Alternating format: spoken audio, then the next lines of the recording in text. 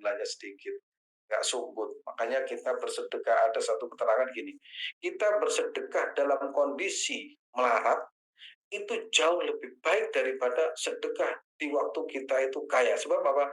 Kalau kita bersedekah di waktu melarat, uang yang kita sedekah itu adalah nyawa kita. Misalkan ada orang kerja, ya, ada orang kerja becak, penghasilannya itu sehari itu 50.000. Kemudian disedekahkan 30.000 untuk nyumbang masjid. Terus kita bandingkan, ada orang penghasilannya 1 triliun, sedekah itu 500 juta. Itu nilainya memang banyak yang 500, tapi dalam kajian kontekstual itu kekuatannya itu lebih hebat yang 30.000 karena apa? 30.000 itu nyawa. Tapi kalau 500.000, 500 juta itu apa? Itu apa? Selilit ya, selilit kata orang Jawa itu selilit, sangat sedikit. Sehingga kadang dalam kondisi apa? Dalam kondisi membutuhkan, kadang kita diminta bantuan orang untuk membantu, dan itu adalah apa namanya, pahala yang paling bagus untuk kita dapatkan ya. Mudah-mudahan kita bisa berbagi, membantu kepada sesama Nabi Muhammad, sesama umat Nabi Muhammad sallallahu alaihi wasallam. Wa qala Nabi sallallahu alaihi wasallam, "Wa shadaqatu tudfi'u al-khati'ata kama yudfi'u al-ma' an-nar." As-shadaqah tudfi'u al-khati'ah. Tudfi'u itu artinya apa? Mematikan, ya, melebur, memadamkan al-khati'ah, ya, kesalahan sebagaimana air memadamkan api. Makanya ada lagi keterangan sedekah itu bisa melebur dosa, bisa melebur dosa. Tapi nggak boleh misalkan, ayo saya habis maksiat, ini saya bagi sedekah, terus besok maksiat lagi. Nggak boleh ya, ini seperti itu. Kan orang itu kadang melakukan maksiat, kemudian ingat kepada Allah Subhanahu Wa Taala, segera beristighfar dan segera bersedekah. Insya Allah kebaikan yang kita lakukan itu bisa melebur dosa-dosa, dan itu dibolehkan sedekah sirri dan sedekah secara terang-terangan. Tapi kalau kita mau sedekah secara sirri agar supaya hati kita selamat. Sebab manusia itu kalau dipuji, itu biasanya itu sampai lupa. Kadang menjadi kebanggaan. Yang paling menarik itu di era medsos, di era virtual, itu anak yatim dikumpulkan, kemudian dikasih 50 ribuan. Dia hanya mengeluarkan 50 ribuan, mungkin yang dikeluarkan itu hanya 100 juta, tapi kontennya itu menghasilkan ratusan juta. Itu akhirnya mengeksploitasi anak-anak fakir miskin untuk kepentingan dirinya sendiri. Oleh karena itu sodako sir itu rahasia itu jauh lebih bagus kalau masalah seperti ini. Mudah-mudahan bermanfaat, dan mudah-mudahan kita termasuk orang yang dicatat sebagai orang yang ahli sedekah. Ya, dalam doa itu eh, kita sering memohon kepada Allah Subhanahu Wa Taala, jadikanlah kami, anak-anak kami, min ahli wa ahli iman wa ahli taqwa wa ahli Quran wa ahli shalah wa ahli siyam wa ahli qiyam wa ahli sadaqah wa la taj'alna min ahli ghairi wa ahli syarri wal ma'siyati wa ahli fitani rahmatika ya arhamar rahimin. Itu doa yang sering saya baca gitu. Ya Allah maj'alna, ya Allah jadikan aku dan keluargaku, orang-orang, ya Allah waj'alna wa auladana wa ahlana min ahlil ilmi wa ahlil khair wa ahlil iman wa ahlil taqwa wa ahlil Quran wa ahlil salah wa ahlil siyam wa ahlil qiyam wa ahli as-sadaqah wa ahli la ilaha illallah wa ahlil jannah wa la taj'alna, ya Allah janganlah kau jadikan aku dan keluargaku dan keturunanku min ahlil fitan, ahli fitnah, ya, ahli maksiat, ahli ngipul. Kita berdoa juga, berusaha dan berdoa, mudah-mudahan Allah Subhanahu wa taala senantiasa menjaga kita. Amin ya rabbal alamin. Terima kasih, saya kembalikan waktu Mas Wadid. Alhamdulillah. Oke, baik Bapak Ibu semuanya. Kita silakan bagi yang bertanya langsung ditulis di chat. Ini lumayan pertanyaannya Ustaz. Kita terkait sedekah tadi sudah sampaikan ya paling minimalis lah intinya ya Bapak Ibu.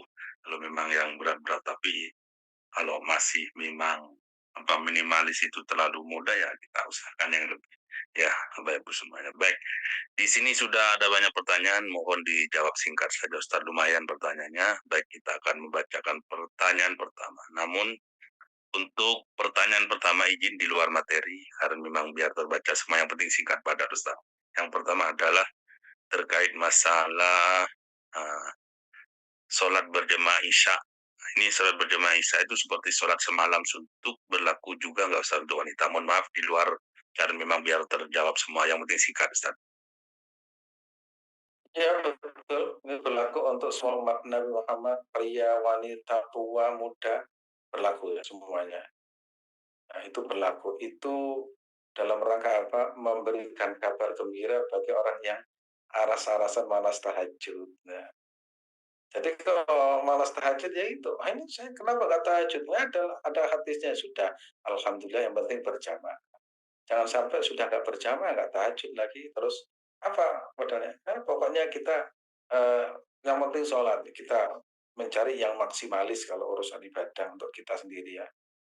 Jadi hukum itu begini, kalau untuk orang lain cari yang minimalis, tapi kalau untuk diri sendiri cari yang maksimalis, gitu ya. Misalkan ada orang mama tanya gimana hukumnya tahajud, nggak wajib.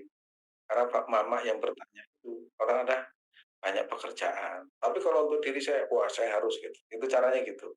Jadi ini berlaku untuk laki-laki dan perempuan, tua dan muda, sholat berjamaah isya dan subuh. Dan saya yakin Bapak Ibu sudah sholat subuh berjamaah yang palanya khairu minat dunya wa ma fiha. Terima kasih. Oke, ini selanjutnya Ustaz ada dua yang di luar materi. Sholat isya berjamaah apakah lanjutan dari sholat maghrib berjamaah Ustaz? Ya memang iya waktunya ya. Waktunya iya. Jadi waktu maghrib, habis maghrib, sholat berjamaah kalau bisa itu menunggu isya itu melaksanakan sholat awabin. Ya, sholat awabin dulu pernah jelaskan tentang sholat awabin sampai isya sholat berjamaah. Itu. Kalau nggak kuat, ya sholat witir, nanti sholat witirnya malam. Kalau kuat, nanti malam. Kalau nggak kuat, ya sholat witir setelah sholat isya. Itu nggak apa-apa. Tapi tidak harus ya, tidak harus misalkan maghribnya, misalkan di kantor, pulang isya di rumah berjamaah. Ya nggak harus, nggak harus. Oke, baik. Kita masuk pertanyaan yang pertama terkait masalah bab sedekah. Ini pertama Ustaz, bagaimana kalau kita bersedekah ke panti asuhan non-muslim? Yang kedua, mana lebih utama bersedekah dengan tetangga dekat non-muslim yang miskin atau saudara yang miskin tapi jauh dari kita? Ini Terima ya, kasih. Ustaz. Kalau ada orang muslim, kenapa kita kepada non-muslim? Nah, ya. Karena takdimul aham minal muhim. Takdimul aham minal muhim. Ada dua orang, satu muslim, satu non-muslim. Sama-sama laparnya, kita dahulukan yang muslim. Gitu ya. Sama-sama butuh kita dahulukan orang yang seiman dengan kita. Itu caranya seperti itu. Kemudian kalau kita sedekah dengan keluarga kita, itu pahalanya dua. Misalkan Mas Wadud punya keponakan, melarat, membutuhkan. Kalau kita sedekah pada orang itu, pahalanya dua. Falahu ajron, pahalanya dua. Maka cari orang yang punya kerabat dengan kita, itu yang kita prioritaskan. Itu Mas Wadud. Ini Itu jelas ya Bapak Ibu.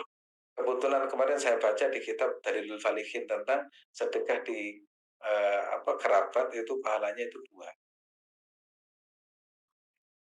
Ini jelas ya Bapak Ibu ya. Utamakan yang muslim terlebih dahulu. Kalau sudah semua baru non muslim. Bahkan lebih utamakan lagi saudara sendiri atau keluarga. Pahalanya dua kata Ustaz tadi. Oke, baik selanjutnya Ustaz. Bagaimana hubungannya antara sedekah, zakat dan wakaf? Apakah mereka sama? Sedekah itu sifatnya umum ya. Kalau wakaf itu kaitannya dengan materi. Misalkan wakaf rumah, wakaf eh, apa namanya benda ya benda. Kalau sedekah tadi itu walau walau illam tajidu wa bi kalimatin thayyibah. Jadi kadang sedekah itu hanya senyum, itu sudah nilainya sedekah. Tapi kalau wakaf itu ya materi. Wakaf apa? Wakaf tanah, wakaf apa lagi? Wakaf produktif berupa materi. Wakaf apa lagi? Wakaf berupa misalkan apa namanya? Al-Qur'an. Wah, itu namanya wakaf karpet. Itu wakaf itu benda ya. Kalau sedekah bisa benda, ya bisa kondisi. Senyum saja itu kan sedekah. Senyum saja itu sedekah. Begitu. Iya. Untuk zakat sendiri Ustaz ada 3, sedekah, zakat, dan wakaf. Eh, Sedekah, zakat, dan wakaf. Sebenarnya itu ada zakat, infak, sodakoh ya. Zakat, infak, sodakoh. Zakat itu materi yang diberikan kepada 8 orang. Dan kalau selain 8 orang itu nggak boleh. Yang kemarin sudah kita jelaskan zakat. Dan ada batasan, apa namanya, waktu ya, misalkan zakat itu harus sampai 1 nisab, jumlahnya sekian, harus 1 tahun, itu zakat. Kemudian kalau sedekah itu sifatnya umum, ya sifatnya umum. Misalkan saya sedekah kepada Mas Wadud, nggak apa-apa, tidak harus miskin banget. Saya ingin sedekah, misalkan saya ingin sedekah kepada siapa itu boleh. Walaupun siapa sedekah kepada Mas Wadud apa? Sedekah senyum. Itu boleh. Kalau infak harta, harta infak itu kepada siapa saja, kapan saja, tidak ada batasan waktu dan tempat, dan tidak ada batasan jumlah. Nah, kalau wakaf itu benda khusus diberikan, diwakafkan, terus tidak boleh dimiliki. Itu namanya wakaf. Sehingga ada sering menjadi persoalan. Ada misalkan Mas Wadud itu mewakafkan tanahnya untuk masjid, maka keluarganya nggak boleh. Ini wakaf itu punya ayah saya, nggak boleh. Sudah, kalau sudah wakaf itu diberikan kepada umum, itu dikelola umum karena itu seolah-olah sudah diberikan kepada Allah Subhanahu Wa Taala. Wakaf berhenti sudah, nggak boleh ada yang memiliki. Gitu. Nah, yang paling enak itu hadiah, Mas Watu. Ya, hadiah. Jadi zakat, infak, sedekah, wakaf, yang paling bagus hadiah. Kalau hadiah itu tidak terbatas, tidak terbatas. Kemarin ada beberapa minggu yang lalu, bulan yang lalu ada teman datang ke rumahnya, nggak ketemu. Kemudian tamu itu membawa uang 300 juta, dititipkan kepada istrinya apa? Oh, dititipkan. Itu ada tas terus dibuka kaget. Ini uang untuk apa? Hadiah. Untuk apa? Terserah. Terserah pakai yang mau dibuat pengajian, mau dibuat yatim piatu, terserah. Akhirnya bentuknya hadiah. Akhirnya kita leluasa untuk menggunakan. Yang paling banyak kan, misalkan Mas Wadu dititipkan uang jumlah banyak untuk apa? Untuk sedekah masjid. Oh. Akhirnya apa? Mas Wadu punya tanggung jawab pertama, yaitu mengelola itu. Dia tidak berani menggunakan sama sekali karena apa? Khawatir itu dosa. Tapi kalau hadiah itu bisa lebih lebih luas. Jadi apa? Baik, pertanyaan selanjutnya Ustaz. Ini di luar tema lagi nih ya. Kapan dan berapa hari pelaksanaan puasa Rajab? Apakah dalam bulan Rajab itu tetap melaksanakan puasa sunnah Senin, Kamis, dan Ayyamul Bid? Terima kasih ya. Rajab itu apa namanya disebut apa namanya itu ada bulan yang disebut dengan Syahrun ya. Ada Syahrullah Al-Muharram. Jadi bulan Muharram, bulan yang istimewa itu disebut dalam Al-Qur'an itu namanya Asyhurul Hurum ya. Kita kenal namanya Asyhurul Hurum. Itu bulan yang disebut dengan bulan apa namanya? Apa ya? Al-Hurum itu bulan keramat ya, bulan istimewa ya, bulan istimewa. Termasuk di dalamnya adalah bulan Rajab. Maka kalau kita puasa di bulan Rajab itu berarti melaksanakan puasa di bulan Rajab itu mendapatkan pahala ya. Maka disebut Asyurul Hurum itu ada 4. Pertama yaitu Dzulqa'dah, wa Dzulhijjah, Muharram ya. Muharram, terus satunya adalah Rajab ya. Itu yang disebut dengan bulan istimewa, kalau kita puasa di dalamnya itu mendapatkan pahala. Akhirnya ada yang bertanya, "Loh kapan kita puasanya? Pokoknya milih kapan saja di bulan Rajab, mau hari pertama, kedua, ketiga, yang tidak boleh itu sepanjang bulan puasa, itu yang tidak boleh." Kalau puasa misalkan, bagi ibu-ibu yang akan nyaur hutang, pas bulan Rajab itu secara otomatis akan mendapatkan pahala double, gitu ya. Disebut dengan syahrul Asyhurul Hurum, bulan keramat, bulan mulia atau bulan suci, Dzulqa'dah, Dzulhijjah, Muharram, terus yang terakhir adalah bulan Rajab. Maka siapa yang puasa pada bulan-bulan yang sebutkan tadi mendapatkan pahala. Yang tidak boleh adalah puasa sepanjang bulan. Begitu Mas Watu. Oke, baik. Selanjutnya Ustaz. Anak saya senang bersedekah, suka membantu yang sedang membutuhkan. Pertanyaannya, sebagai ibunya bangga, jadi suka bilang-bilang kebaikan anak saya ke orang lain. Apakah saya masuk ria, Ustaz? Itu bagus itu. Jadi kalau kita punya anak seperti itu jangan diharu-harui. Apa diharu-harui itu? Jangan di kamu itu jangan sering-sering berbagi, jangan gitu ya. Itu berarti lahir Allah telah memberikan sentuhan pada hatinya, dia itu suka berbagi. Sebab kalau anak suka berbagi kemudian orang tuanya mengatakan kamu itu nggak bisa nyari duit, sudah dibagi-bagikan, dia akan melakukan hal yang sama kepada anaknya nanti. Berarti kita menghalang-halangi cahaya Allah yang sedang masuk dalam diri anak kita. Nah, kemudian kita sudah biasa saja, ya kadang dipuji, kadang ya enggak, itu biasa saja ya kan. Terus jangan kemudian dieksploitasi kebaikan anaknya untuk mendapatkan keuntungan, itu yang tidak boleh. Ya itu apa namanya, pondok ya, di pondok. Saya cerita di pondok itu gini. Biasanya anak pondok itu, nah, di pondok itu kalau punya dikirimin orang tuanya, ini ada anak saya dan keponakan itu, ya karena memang orang tuanya itu, keponakan saya orang tuanya itu ya dermawan. Begitu di pondok kan dibawakan keripik, dibawakan rengginang, itu langsung teman-temannya di pondok ada puluhan tuh, langsung 1 jam itu habis. Bilang, "Bu, habis." Ya sudah alhamdulillah nak habis berarti barokah, gitu aja.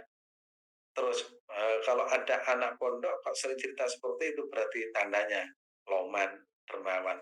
Tapi kalau Bapak Ibu punya anak, alhamdulillah anak saya itu Masya Allah itu uangnya itu Masya Allah nggak habis-habis, sekian, ya, berasnya nggak habis-habis, tandanya anak Bapak itu pelit Simpen ya di lemari. di lemari. Ya seperti itu, habis makan taruh di lemari. Tapi kalau itu ya, kalau di pondok itu, nanti itu akan terbawa di tengah-tengah masyarakat. Makanya di pondok itu akan banyak pelajaran informal yang kita temukan dan itu akan menjadi menjadi bawaan nanti ketika di tengah-tengah masyarakat. Mahasiswa juga seperti itu. Kalau ada mahasiswa sering ikut ini nggak bayar, ikut itu alamat jadi mahasiswa pelit gitu. Setelah jadi suami juga pelit. Kalau ada mahasiswa seperti itu akan melamar anaknya kita, oh jangan dikasihkan, itu jadi suami ya super pelit nanti. Itu Mas satu. Oke, baik. Baik, cukup singkat, Ustaz, masih banyak pertanyaannya. Yang pertanyaan selanjutnya, apakah zakat mal bisa diberikan secara sedekah dengan niat membersihkan harta? Nah, zakat mal itu niat zakat secara otomatis kan membersihkan harta kita. Ya kalau zakat ya zakat, kalau sedekah ya sedekah gitu. Jadi zakat ya kita keluarkan nilainya 2,5% kepada fuqara dan masakin. Itu otomatis membersihkan harta kita. Itu aja niatnya zakat, insya Allah otomatis harta kita bersih. Gitu. Oke, baik. Selanjutnya, Ustaz. Kalau kita dapat bonus akhir tahun dari perusahaan, sebaiknya dikasihkan ke saudara kita atau tetangga atau fakir miskin, Ustaz? Kasihkan Mas Wadud enak itu. Jadi kita prioritaskan orang fakir miskin. Pertama, yang ada kekerabatan dengan kita. Kalau sudah tidak ada, tetangga ya. Pertama kekerabatan, baru tetangga. Kalau tetangga sudah tidak ada, agak jauh, apa-apa. Kalau sudah semuanya nggak ada, harus kasihkan sesuatu, senang. Ya, sekali lagi pertama adalah kerabat. Kalau tidak ada berarti tetangga, kalau tidak ada lebih jauh lagi. Oke, baik. Selanjutnya, Ustaz. Mohon penjelasan orang yang hutang pada kita, tapi orang yang hutang itu tidak punya niatan untuk mengembalikan. Bisakah uang tersebut diniatkan untuk mengganti zakat mal Oh, nggak atau bisa, diniatkan buat sedekah? nggak bisa. Tapi itu kalau kita niatkan, ya, niatkan diikhlaskan itu besar pahalanya. Tapi